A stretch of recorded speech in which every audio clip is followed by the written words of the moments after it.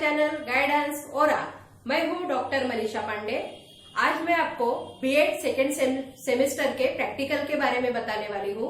इस प्रैक्टिकल में है ईपीसी 1, ईपीसी 2, ईपीसी 3 और स्कूल इंटर्नशिप। अभी मैं सबसे पहले आपको ईपीसी 1 में कौन सा प्रैक्टिकल है उसके बारे में आपको बताने वाली हूँ। इसमें आपको 2 रिपोर्ट या 2 प्रोजेक्ट्स बनाने हैं। सबसे पहला है पर्सनालिटी डेवलपमेंट। अब ये जो प्रोजेक्ट है ये आपको कैसे बनाना है ये मैं आपको बताती हूँ। सबसे पहले पर्सनालिटी डेवलपमेंट के ऊपर आपके कॉलेज में कोई भी एक गेस्ट लेक्चर होगा या फिर बाहर के गेस्ट बुलाएंगे या फिर आपके स्टाफ में से ही कोई पर्सनालिटी डेवलपमेंट के ऊपर स्पीच देंगे। इसमें बहुत सारे पॉइंट्स उनको कवर करना है, जैसे कि डेफिनेशन रहेगी पर्सनालिटी क्या है, पर्सनालिटी की डेफिनेशन उसमें आएंगी, उसके बारे में वो आपको बताएंगे। उसके बाद पर्सनालिटी के कैरेक्टरिस्टिक्स कौन कौन से हैं ये वो आपको बताएंगे।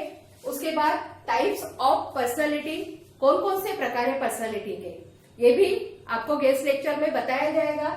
उसके बाद कंपोनेंट्स ऑफ पर्सनालिटी कौन कौन से हैं वो भी कंपोनेंट्स आपको इसमें बताए जाएंगे। उसके बाद आपको पर्सनालिटी डेवलपमेंट की डेफिनेशन बताई जाएगी कि पर्सनालिटी डेवलपमेंट क्या है। पहले तो पर्सनालिटी के बारे में बताया जाएगा कि पर्सनालिटी क्या होती है। उसके बाद पर्सनालिटी डेवलपमेंट की डेफिनेशन आपको बताई जाएंगी।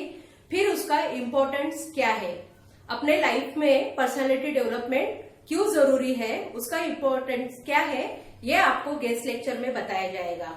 ओवरऑल कि गेस्ट लेक्चर में आपको पर्सनालिटी डेवलपमेंट के बारे में पूरी तरीके से बताया जाएगा।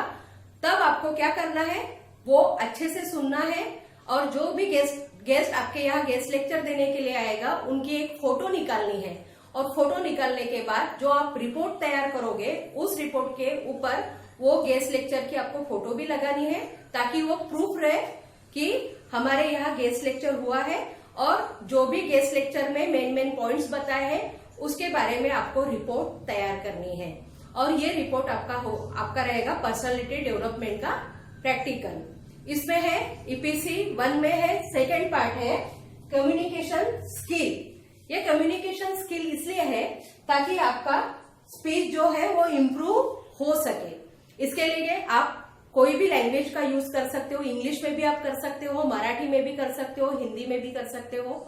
इसमें लैंग्वेज की ग्रोथ होनी चाहिए, लैंग्वेज में क्या क्या जरूरी है, कौन कौन से पॉइंट्स जरूरी है, ये सब इसमें आने चाहिए। यहाँ पे बच्चे खुद किसी भी एक टॉपिक पे स्पीच देंगे, चाहे वो टॉपिक आपके स्कूल रिलेटेड सब्जेक्ट्स के ऊपर होगा या फिर अदर कोई भी जनरल टॉपिक आप इसके लिए ले सकते हो कि वो टॉपिक लेके आप एक स्पीच तैयार करो और उस स्पीच में आपको लैंग्वेज के सारे जो पॉइंट्स है वो उसमें सब आने चाहिए। जैसे कि हाव भाव आना चाहिए, कहाँ अपने आवाज में चढ़ाव करना है, कहाँ उतार करना है, कब अपनी आवाज बढ़ानी है, कब अपनी आवाज स्लो रहनी चाहिए, ये सब उसमें आना चाहिए। कहाँ बोलते बोलते पॉज लेना है, कहाँ फुल स्टॉप लेना है, ये सब आपको उसमें पता रहना चाहिए। अपनी बॉडी लैंग्वेज का भी यूज आपको उसमें करना है। और इस प्रकार से आपको इस कम्युनिकेशन स्किल के बारे में आपके अंदर डेवलपमेंट होनी चाहिए। उसके डेवलप करने के लिए ये प्रैक्टिकल दिया है कि हर स्टूडेंट के अंदर कम्युनिकेशन स्किल डेवलप होनी चाहिए। इसलिए ये जो है ईपीसी 1 में ये दूसरा प्रैक्टिकल है, इसकी भी रिपोर्ट आपको तैयार करनी है। इस रिपोर्ट में आपको उस लैंग्वेज के बारे में जो है वो देना है, जो टॉपिक आपने लिया है स्पीच के लिए उसके बारे में आपको लिखना है और ये रिपोर्ट, और उसमें आप अपनी फोटो वहां पे लगा सकते हो क्योंकि आप स्पीच देने वाले हो तो आपकी फोटो भी उसमें आएगी। इस प्रकार से ईपीसी 1 में personality development and communication skill ऐसे 2 रिपोर्ट आपको लिखकर तैयार रखनी है। अब है बीएड सेकेंड सेमेस्टर का दूसरा प्रैक्टिकल ईपीसी 2। इसमें आपको ब्लूप्रिंट बनानी है। अब ब्लूप्रिंट क्या होती है पहले मैं इसके बारे में आपको बता दूंगी। हम लोग जब यूनिट टेस्ट लेते हैं, कोई भी यूनिट पढ़ाना हो गया उसके ऊपर हम क्लास में यूनिट टेस्ट लेते हैं, तो हमें डायरेक्ट यूनिट टेस्ट निकालनी नहीं है। जिस प्रकार से अगर हम कोई बिल्डिंग बना रहे या कोई मकान बना रहे हैं तो डायरेक्ट हम मकान बनाना स्टार्ट नहीं करते हैं, उसकी पहले प्लानिंग की जाती है, उसका पहले ड्रॉ निकाला जाता है, स्केच निकाला जाता है, फिर उसके ऊपर हम काम करके बिल्डिंग बनाते हैं या फिर घर बनाते हैं। वैसे ही अगर हमें यूनिट टेस्ट लेनी है तो डायरेक्ट हमें यूनिट टेस्ट तैयार करनी नहीं है। तो सबसे पहले हमें ब्लूप्रिंट निकालनी पड़ती है। उसी को संविधान तख्ता भी कहा जाता है। ब्लूप्रिंट क्या है कि उसकी यूनिट टेस्ट की एक रूपरेखा है या फिर डिजाइन आप इसको कह सकते हो। ये डिजाइन जो है ये तीन प्रकार में आपको इसको डिवाइड करना है। पहला है ऑब्जेक्टिव वाइज डिस्ट्रीब्यूशन रहेगा। इसमें जो भी ऑब्जेक्टिव है उसके मुताबिक अगर हमें यूनिट टेस्ट 25 मार्क्स की लेनी है तो 25 मार्क्स हमें जो जो ऑब्जेक्टिव्स है वो ऑब्जेक्टिव हमारे वो यूनिट में कहाँ आ रहे हैं उस हिसाब से उसका डिस्ट्रीब्यूशन हमें करना है। जैसे नॉलेज, अंडरस्टैंडिंग हो गया, एप्लीकेशन हो गया, स्किल हो गया, ये जो हमारे जो ऑब्जेक्टिव्स है इन ऑब्जेक्टिव्स के अनुसार हमें मार्क्स देने हैं। मार्कों का भी हमें डिस्ट्रीब्यूशन करना है और उसका एक चार्ट बनाना है। उसके बाद सेकेंड है सब टॉपिक वाइज डिस्ट्रीब्यूशन। जो हम यूनिट लेने वाले हैं, जो टॉपिक लेने वाले हैं उसके सब टॉपिक्स आपको निकालने हैं। 4, 5, 5, 6 जो भी आपके सब टॉपिक्स निकलेंगे वो आपको निकालने हैं। उसके ऊपर आपको 25 मार्क्स की जो आप यूनिट टेस्ट बनाने वाले हो तो उसमें भी आपको अलग अलग प्रकार से वो सब टॉपिक्स लिख के उसके मार्क्स आपको डिस्ट्रीब्यूट करने हैं। वो आपका रहेगा सेकेंड चार्ट। फिर थर्ड चार्ट रहेगा क्वेश्चन टाइप डिस्ट्रीब्यूशन। इसमें आपको 3 प्रकार के क्वेश्चन टाइप में मार्क्स 25 मार्क्स को डिस्ट्रीब्यूट करना है। सबसे पहला है ऑब्जेक्टिव टाइप क्वेश्चन, जैसे 1 मार्क्स के जो रहते हैं फिलिंग द ब्लैंक्स हो गया, मैच द पेयर हो गया, इस टाइप में जो क्वेश्चंस रहते हैं वो है ऑब्जेक्टिव टाइप क्वेश्चंस। उसके बाद है शॉर्ट क्वेश्चन जिसे हमें कम लाइंस में लिखना पड़ता है, 2 या 3 लाइंस में जिसके आंसर रहते हैं, ये हो गए शॉर्ट क्वेश्चन। शॉर्ट क्वेश्चन को भी हमें मार्किंग करनी है। उसके बाद आते हैं ऐसे टाइप क्वेश्चन। ऐसे टाइप क्वेश्चन यानी बड़े क्वेश्चन जिसको हमें ऐसे टाइप लिखना है, 10 से 15 लाइन में लिखना है। तो ऐसे जो क्वेश्चंस रहते हैं इन क्वेश्चंस के मुताबिक भी हमें 25 मार्क्स को डिस्ट्रीब्यूट करना है। ये हमारा हो गया चौथा चार्ट। अब ये तीनों चार्ट बनाने के बाद तीनों को मिला के एक बड़ा चार्ट बनेगा जिसे कहा जाता है ब्लूप्रिंट या संविधान तख्ता। इसमें आपका तीनों डिस्ट्रीब्यूशन जो आपने किया ऑब्जेक्टिव टाइप्स भी आएंगे उसमें, उसके बाद सब टॉपिक्स भी आएंगे, उसके बाद क्वेश्चन टाइप डिस्ट्रीब्यूशन भी आएगा। ये तीनों चार्ट्स को मिला के एक आपको चार्ट बनाना है जो कि आपका 25 मार्क्स का भी रहेगा और उसका परसेंट भी निकाल के आपको 100% में से उसका चार्ट आपको बनाना है। ये चार्ट बनने के बाद ही आपको यूनिट टेस्ट तैयार करनी है, क्योंकि मार्क्स हमने यूनिट कौन से सब टॉपिक पे कितने मार्क्स दिए हैं, कौन से क्वेश्चन पे कितने मार्क्स दिए हैं या फिर कौन से ऑब्जेक्टिव के ऊपर हमने कितने मार्क्स दिए हैं, इसके मुताबिक ही आपको आपकी यूनिट टेस्ट तैयार करनी है। वो हो गई आपकी स्टैंडर्ड यूनिट टेस्ट। वही उसी प्रकार से यूनिट टेस्ट बनाने के बाद ही आप क्लास में यूनिट टेस्ट बच्चों को दे सकते हो। आपको मैं एक सैंपल बताने वाली हूँ। इस प्रकार से आपको ब्लूप्रिंट बनानी है।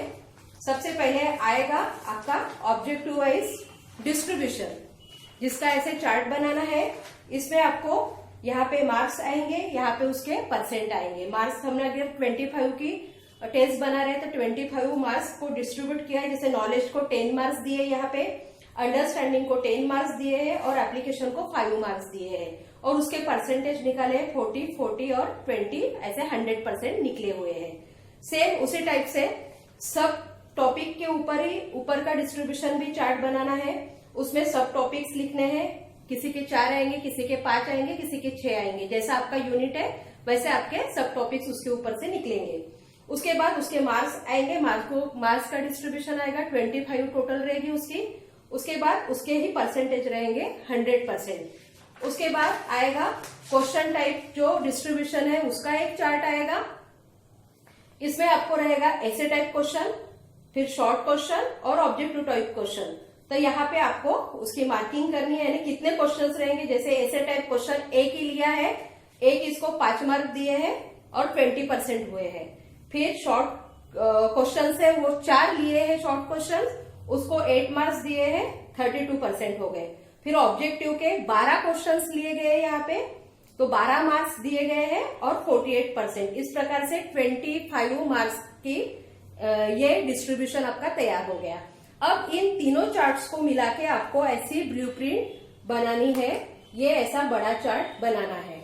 इस चार्ट में आपको सब दिखेगा, जैसे यहाँ नॉलेज, एप्लीकेशन सब आ गया है, फिर क्वेश्चंस आ गए, ऐसे टाइप, शॉर्ट, ऑब्जेक्टिव, और यहाँ पे आपको सब टॉपिक्स आए हैं। सबको मिला के आपको ये 25 मार्क्स का फिर से कंबाइंड चार्ट बनाना है, इसे कहा जाता है ब्लूप्रिंट। और ये ब्लूप्रिंट तैयार होने के बाद ही आपको यूनिट टेस्ट तैयार करनी है 25 मार्क्स की, जो कि ये यूनिट टेस्ट है।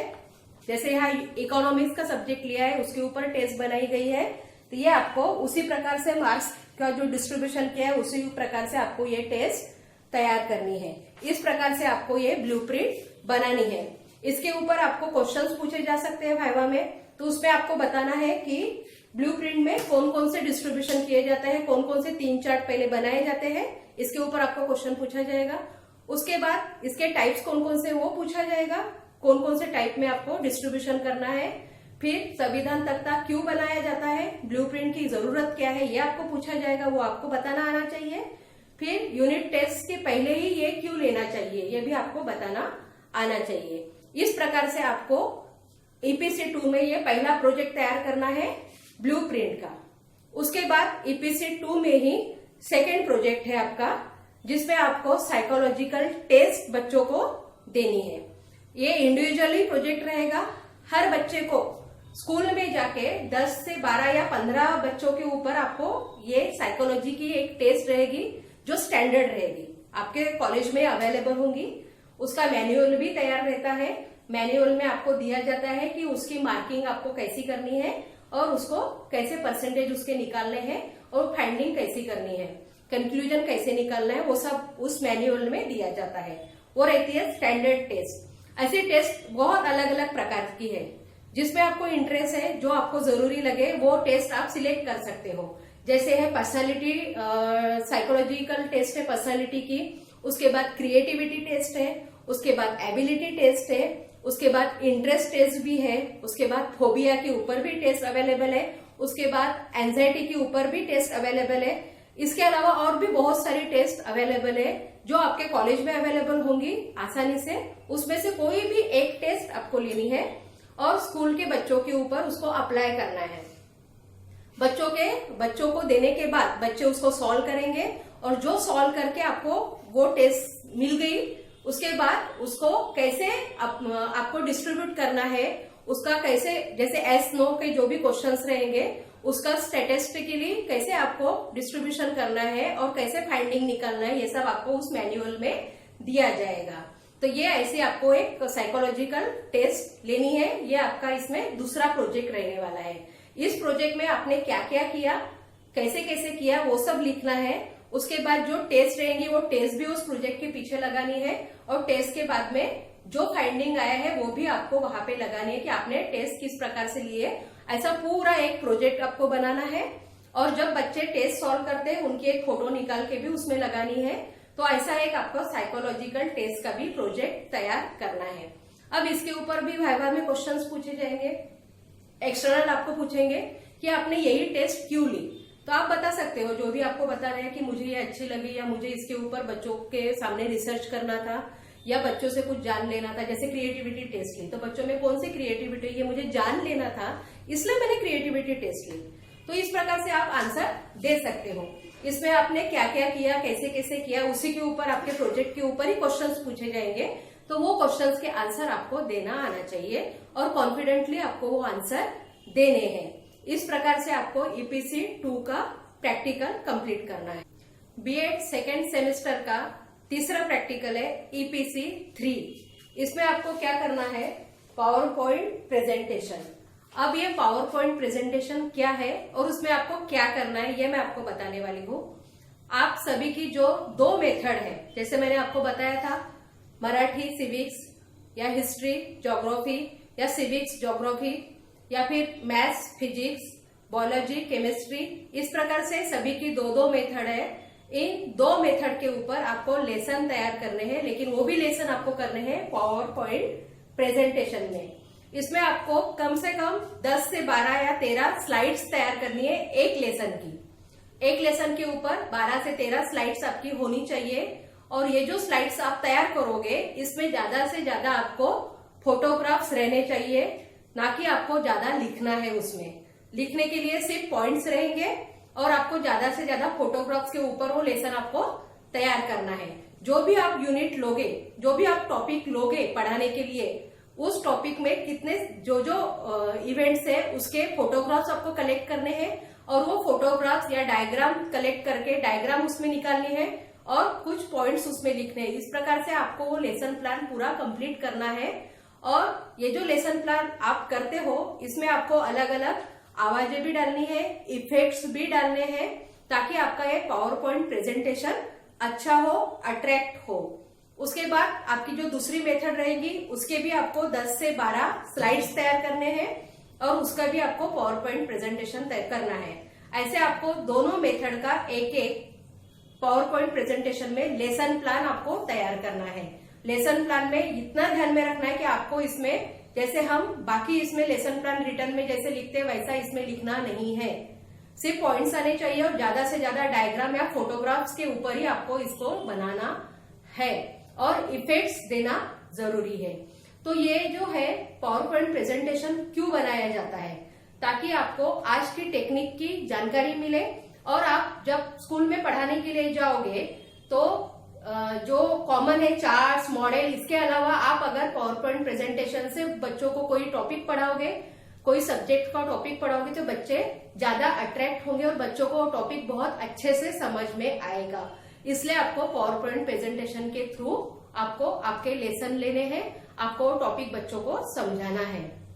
इसके ऊपर भी भाई में आपको क्वेश्चन पूछे जाएंगे और आपको पूछा जाए कि आपने पावर पॉइंट प्रेजेंटेशन कैसे बनाया है। तो आपको बताना है कि मैंने इसमें इतने स्लाइड्स लिए हैं, कैसे इफेक्ट्स डाले हैं, कौन कौन से टॉपिक लिया है इसमें, इस टॉपिक के ऊपर क्या क्या आपने इसमें बताया है, वो आपको एक्सटर्नल के सामने लैपटॉप पे आपको प्रेजेंट भी करके बताना है और वो सब किया हुआ पावर पॉइंट प्रेजेंटेशन आपको उसमें प्रेजेंट करना है, बताना है। ऐसे आपके दोनों मेथड के पावर पॉइंट प्रेजेंटेशन तैयार होने चाहिए। फिर इसी में EPC 3 में दूसरा एक प्रैक्टिकल है, वो है टीचिंग एड्स का। इसमें आपको 2 चार्ट बनाने हैं। ये जो 2 चार्ट रहेंगे वो फुल साइज सेंचुरी पेपर में बनाने हैं, ना कि उसके 2 टुकड़े करने की छोटा सा चार्ट है तो मैं आधा ले लेती, ऐसा नहीं। क्योंकि हम अगर क्लास में पढ़ाने के लिए जाएंगे तो 30 से 35 या 50 बच्चे रहते हैं क्लास में, सबको वो चार्ट दिखना चाहिए, इसलिए पूरा फुल स्केप साइज का वो चार्ट आपको लेना है और उसके ऊपर बच्चों को दिखेंगे इतने बड़े अक्षरों में वो चार्ट आपको तैयार करना है। उसमें भी आपको ज्यादा से ज्यादा डायग्राम ही निकालनी है और सिर्फ पॉइंट्स लिखने हैं चार्ट पे, ना कि पूरा लिख के लाना है। लिखना कम है, डायग्राम उसमें ज्यादा होनी चाहिए या पिक्चर्स उसमें ज्यादा होनी चाहिए, ताकि बच्चों को आप यूनिट वाइज उसको एक्सप्लेन कर सको। ऐसे आपको 2 चार्ट बनाने हैं 2 मेथड के। आप एक तो जिसपे पावर पॉइंट प्रेजेंटेशन आपने बनाया है जो टॉपिक के ऊपर, उसी के चार्ट बना सकते हो, या फिर अदर आप कोई भी 2 चार्ट आप बना सकते हो, ताकि उसका यूज आपको स्कूल में पढ़ाते वक्त, लेसन लेते वक्त आपको हो सके। और इसके बाद जो है, जो पावर पॉइंट प्रेजेंटेशन आपने बनाया है उसकी हार्ड कॉपी भी आपको निकालनी है। एक तो आपकी सीडी तैयार रहेगी, सीडी या पेन ड्राइव में आपको लाना है। सीडी में ही आपको पावर पॉइंट प्रेजेंटेशन के दोनों लेसन लाने हैं, क्योंकि आपको सीडी सबमिट करनी पड़ती है कॉलेज में, और उसके साथ उसकी हार्ड कॉपी लानी है, यानी दोनों लेसन की प्रिंट आउट भी आपको साथ में लानी है, उसको भी आपको सबमिट करना होता है। तो ये जो है power point presentation CD plus उसके साथ में उसकी हार्ड कॉपी आपको सबमिट करनी है। और ये दूसरी इसमें जो है टीचिंग एड्स में आपको 2 चार्ट्स सबमिट करने हैं, वो कलरफुल होने चाहिए। उसके बाद ज्यादा से ज्यादा उसके ऊपर पिक्चर्स रहने चाहिए। और जब आप चार्ट बनाओगे, चार्ट बनने के बाद में उसको वो अपन जब क्लास में लगाते हैं किले के ऊपर, तब वो फोल्ड नहीं होना चाहिए। बहुत बार क्या होता, आप सिर्फ उसको टंगाने का करते हो, वो चार्ट नीचे से फोल्ड हो जाता है, साइड से फोल्ड हो जाता है। ऐसा ना हो, इसलिए वो सेंचुरी पेपर जो रहेगा उसके ऊपर में आपको कोई भी हार्डबोर्ड की पट्टी आपको चिपकानी है और नीचे साइड में भी आपको हार्डबोर्ड की पट्टी चिपकानी है और उसके बीच में आप किसी उलन से कुछ भी ऐसे टंगाने का आप चिपका सकते हो ताकि आप क्लास में जाओ तो उस चार्ट को अच्छे से टंगा सको। इस प्रकार से आप टंगा सको और उसको आप लगा के एक्सप्लेन कर सको ताकि वो चार्ट दोनों तरफ से या नीचे से फोल्ड ना हो। बहुत बार क्या होता है हम फोल्ड करके चार्ट लेके जाते हैं और अगर उसकी स्टिक नीचे में हेवी स्टिक नहीं लगाई है तो वो क्या होता है फोल्ड ही रहता है। फिर क्या होता है ऐसे फोल्ड चार्ट आप दिखाते हो तो वो अच्छा नहीं रहता है। तो ये चार्ट के ऊपर आपको क्वेश्चंस पूछे जाएंगे कि आपने कौन सा चार्ट बनाया है, इस चार्ट में आपको क्या बताना है, आपको इसके ऊपर एक्सटर्नल क्वेश्चंस पूछेंगे, उसके आंसर आपको देना है क्योंकि टॉपिक से रिलेटेड ही वो चार्ट होगा तो आपको उसके क्वेश्चन के आंसर देने आने चाहिए और आपको हर क्वेश्चन का आंसर कॉन्फिडेंटली देना है। इसमें आपको बिल्कुल ही नहीं डरना है, चाहे वो पावर पॉइंट प्रेजेंटेशन के ऊपर क्वेश्चन हो या उसको प्रेजेंट करना हो तो आपको उसको प्रेजेंट भी अच्छे से करना आना चाहिए, लैपटॉप हैंडल करना आपको आना चाहिए, पावर पॉइंट प्रेजेंटेशन को ओपन करना आपको आना चाहिए, स्लाइड्स कंटिन्यू जैसे होती है वो एक एक स्लाइड आपको समझानी आनी चाहिए। उसके बाद जो हार्ड कॉपी है उस हार्ड कॉपी को भी आपको एक्सप्लेन करना आना चाहिए, जो उसकी प्रिंट आउट है, जो आपने बनाया उसी की प्रिंट आउट है ना उसकी हार्ड कॉपी। उसके बाद 2 चार्ट के ऊपर भी आपको समझाना आना चाहिए और वो 2 चार्ट भी आपको अच्छे से बताना आना चाहिए। इस प्रकार से आपको ईपीसी 3 के ये 2 प्रैक्टिकल करने हैं। बीएड सेकेंड सेमेस्टर के प्रैक्टिकल में ईपीसी 1, ईपीसी 2, ईपीसी 3 के बाद है इंटर्नशिप जो कि 4 वीक्स की है। ये आपको कंप्लीट करनी है स्कूल में जाके।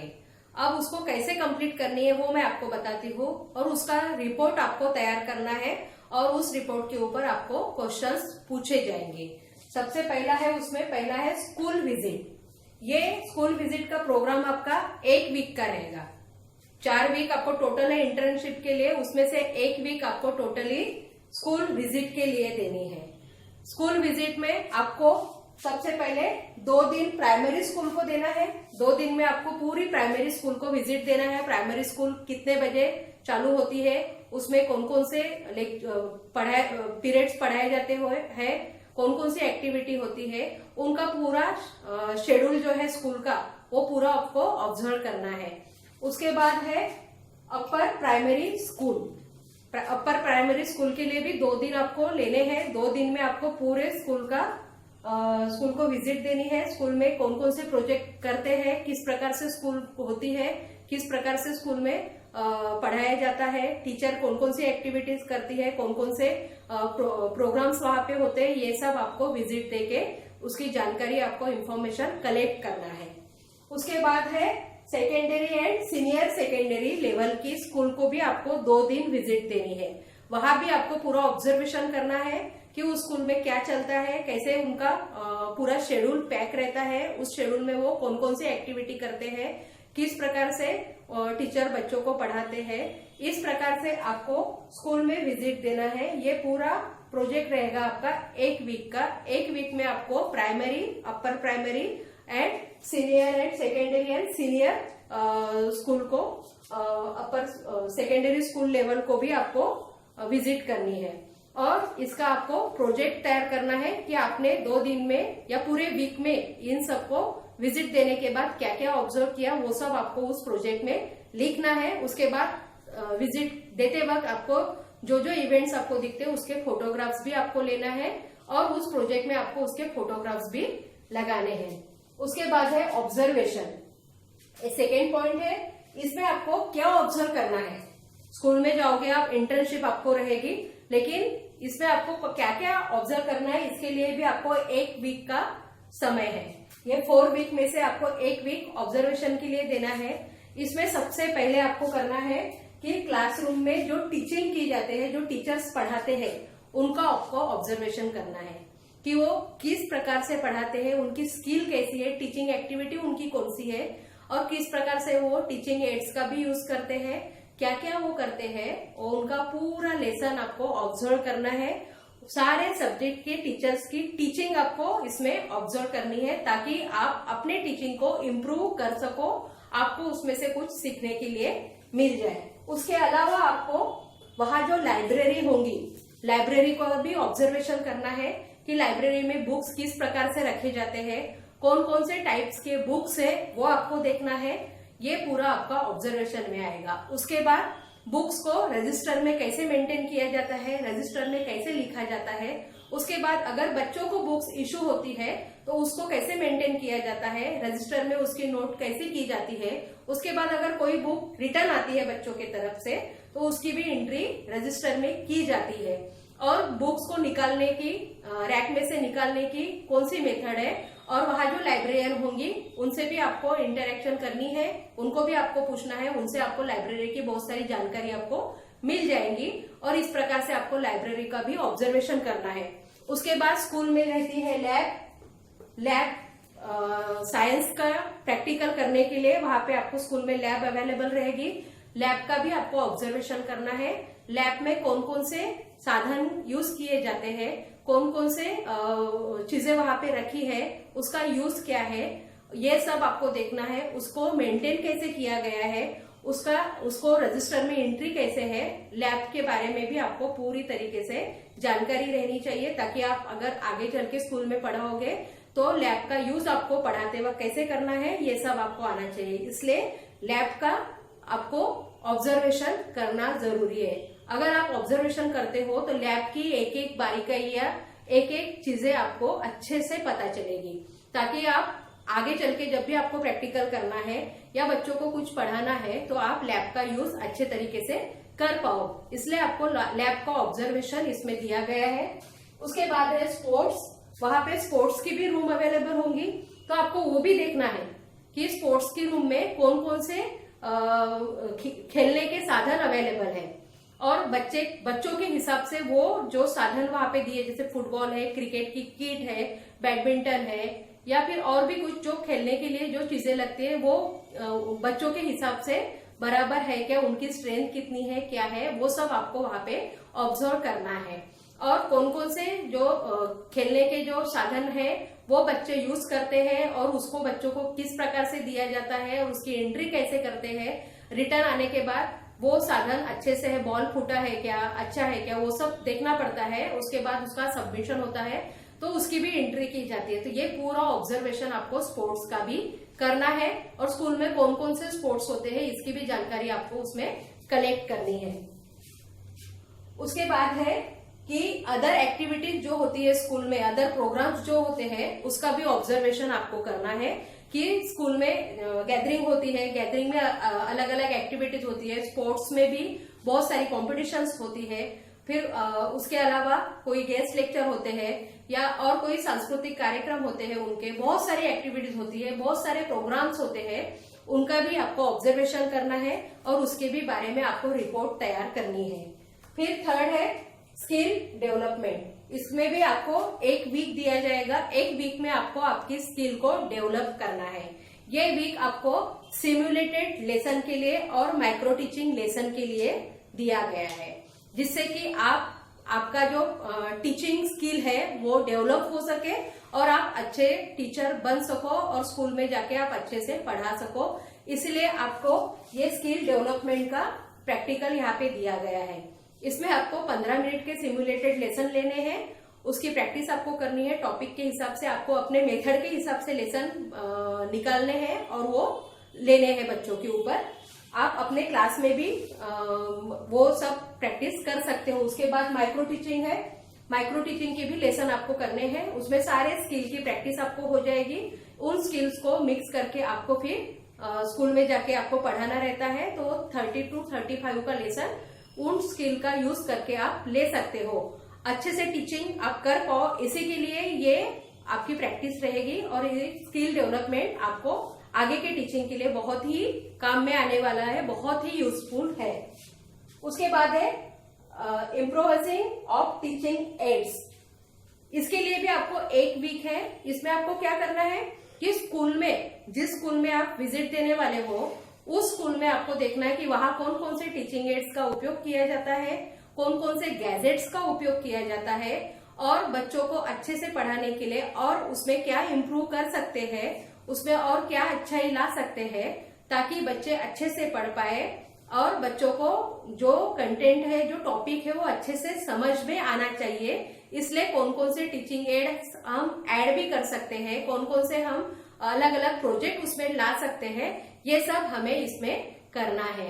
इस प्रकार से आपको ये जो इंटर्नशिप है, स्कूल इंटर्नशिप है, इसमें आपको 4 वीक दिए गए हैं। 4 वीक में आपको ये चारों एक्टिविटी एक एक वीक में करनी है। जैसे स्कूल विजिट हो गई, स्कूल ऑब्जर्वेशन हो गया, उसके बाद आपका स्कूल डेवलपमेंट, स्किल डेवलपमेंट हो गया, उसके बाद आपको जो टीचिंग एड्स है उसको इम्प्रूव आप कैसे कर सकते हो वो हो गया। इस प्रकार से आपको ये 4 वीक में अपने आप को प्रूफ करना है कि आप कितने अच्छे से एक टीचर बन सकते हो।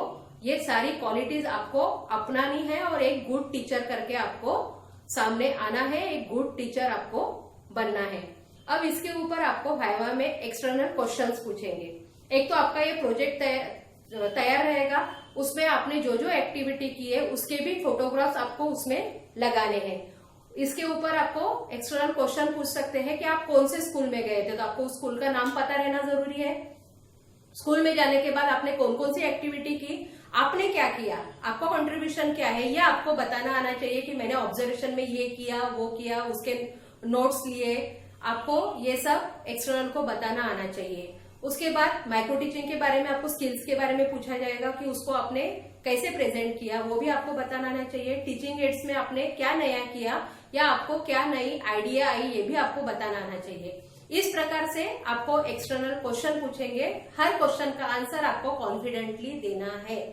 आपने पूरा प्रोजेक्ट तैयार किया है, इस प्रोजेक्ट को आपको अच्छे से पढ़कर जाना है वाइवा के दिन, और इसी प्रोजेक्ट के ऊपर आपको क्वेश्चंस पूछे जाएंगे। इस प्रकार से हमने ये जो बीएड सेकेंड ईयर का जो प्रैक्टिकल है, सेकेंड सेमेस्टर का जो प्रैक्टिकल है, वो हमने आज पूरा देखा है। उसमें हमने EPC 1, EPC 2, EPC 3 and internship जो है 4 वीक की, वो भी हमने देखी है। तो इसके प्रोजेक्ट कैसे तैयार करने वो मैंने आपको अच्छे से बता दिया है, और इसके ऊपर आपको अगर क्वेश्चन पूछे जाएंगे वाइवा में, उसके आंसर्स कैसे देने हैं वो भी मैंने आपको बताया है। तो आपको कॉन्फिडेंटली सभी के आंसर्स देने हैं। अगर आपको ये मेरा वीडियो पसंद आया और आगे में भी आपको मेरे अगर वीडियोस और देखने हैं, तो सबसे पहले मेरे इस चैनल को सब्सक्राइब कीजिए, लाइक कीजिए और शेयर कीजिए। Thank you.